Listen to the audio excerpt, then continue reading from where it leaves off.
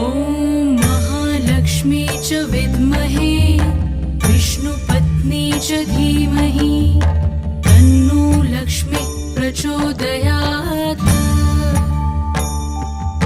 ॐ महालक्ष्मी च विद्महे विष्णुपत्नी च धीमहि तन्नो लक्ष्मी प्रचोदयात्।